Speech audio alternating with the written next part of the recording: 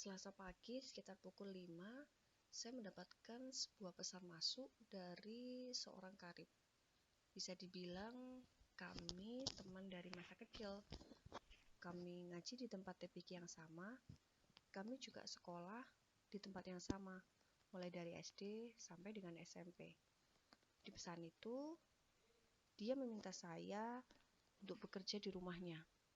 Dia bilang, "Hari ini kerja di rumahku yuk." Langsung saja saya menerima tawaran itu. Dan singkat cerita, kami ngobrol berdua, menghabiskan waktu mulai dari siang sampai sore, ngobrol banyak hal. Banyak cerita, kami saling bercerita tentang pengalaman kami, tentang suka duka kami, termasuk tentang musibah yang kami alamin, yaitu sama-sama kehilangan orang yang kami sayangi. Nah, di salah satu pertanyaannya, waktu itu dia bilang kepada saya, katanya, "Ais, ayah dan ibuku itu adalah fondasi hidupku. Selama ini aku bekerja banting tulang, mulai pagi sampai malam, mulai hari Senin sampai kadang hari Minggu. Itu semua karena orang tuaku. Mereka lah menjadi semangatku. Mereka lah adalah fondasiku." Dan lanjutnya, dan ketika sekarang mereka berdua sudah nggak ada, aku seakan kehilangan semangat hidup. Aku udah kehilangan fondasiku.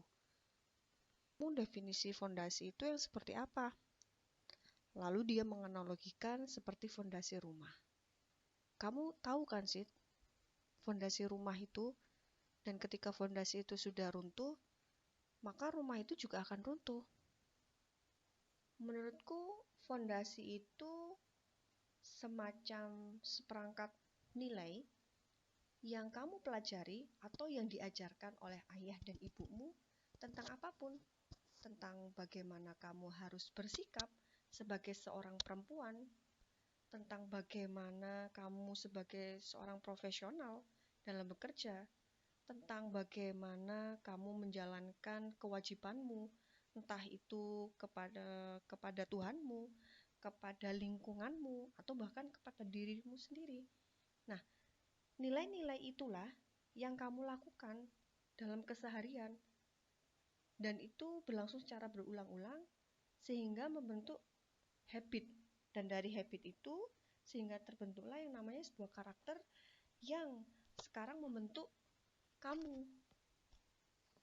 Dan tugas kita saat ini adalah bagaimana kita tetap menjaga atau melestarikan nilai-nilai yang sudah diajarkan oleh orang tua kita. Dan mungkin nanti ketika kamu sudah berumah tangga, kamu akan punya sistem nilai yang baru.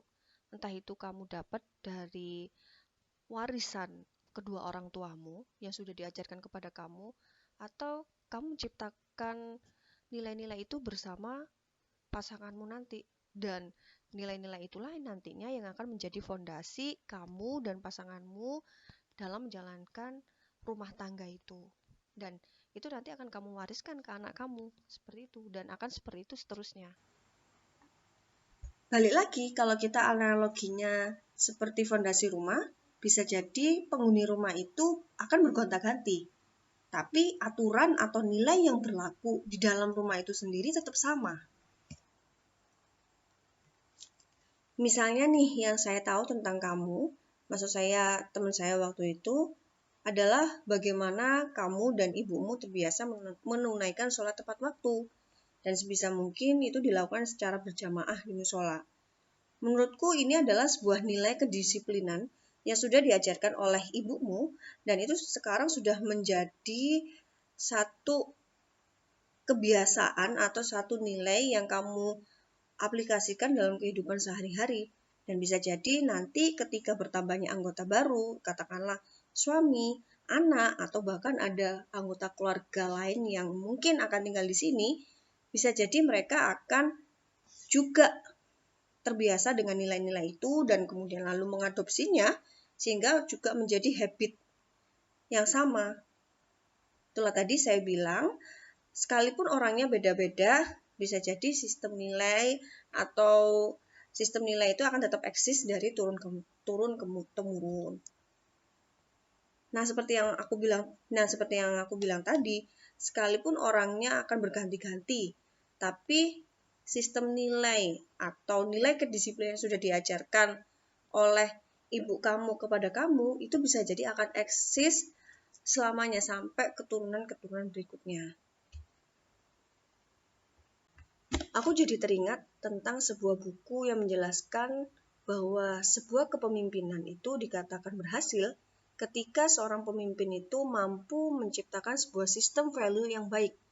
Mereka mampu menciptakan value yang solid, sekalipun orang yang menjadi pimpinan dalam perusahaan atau organisasi atau komunitas itu bisa jadi akan bergonta-ganti karena alasan tertentu.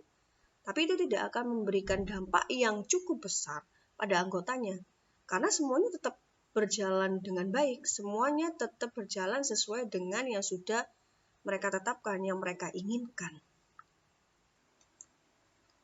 Obrolan pun berlanjut ke topik berikutnya. Kali ini gantian aku yang memulai prolognya. Aku bilang, aku pernah membaca postingan orang-orang di sosial media. Mereka bilang kalau surga itu ada di bawah telapak kaki ibu. Terus bagaimana dengan aku yang sudah gak punya ibu? Sontak temanku tuh langsung bilang, iya aku juga kepikiran itu. Ya, kita sama lagi.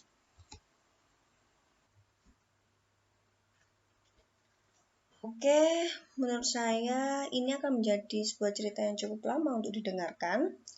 Jadi kita perlu sedikit jeda. Sampai bertemu di cerita berikutnya. Terima kasih.